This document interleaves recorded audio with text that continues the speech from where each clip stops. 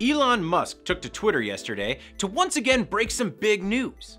According to Musk, he has received verbal government approval for his new venture, the Boring Company, to pursue an underground Hyperloop that connects New York, Philadelphia, Baltimore, and Washington, D.C. The trip from New York to D.C. would take just 29 minutes to get from city center to city center, which is about 230 miles.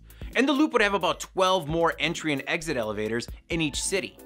Right now, you can do it in a car in about 4.5 hours and less than 3 if you take the right train, which I never do.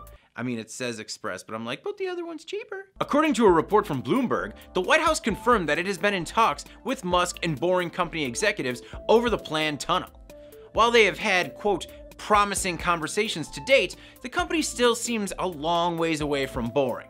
Musk added on Twitter that there's still much work to be done in order to receive formal approval, but he's optimistic and said that approval will be swift. Musk announced the new tunneling project in December 2016, after he declared that, quote, traffic was driving him nuts. So he did like what any other man would do and bought a boring machine and started digging the tunnels around his SpaceX facilities. That's just not something every man can do. I was out there with the shovel and I just wound up with like an ugly shaped pond. It's too bad that the first potential tunnel will be about 3,000 miles away from his desk in Hawthorne, California.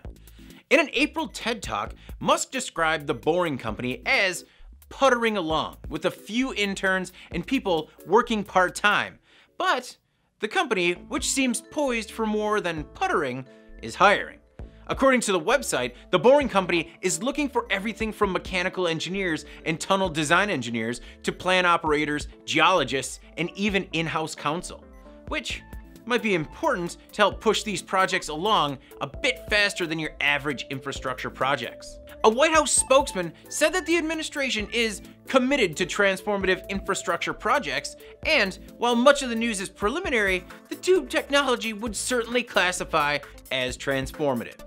Keep in mind that the Boring Company is still talking tunnels, and not necessarily the Hyperloop sled. If you recall, we saw that Hyperloop One sled does work, but right now it tops out at 70 miles per hour and it was only tested for 5.3 seconds.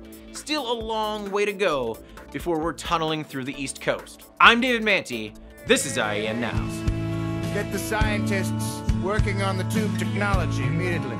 Chop, chop, let's go.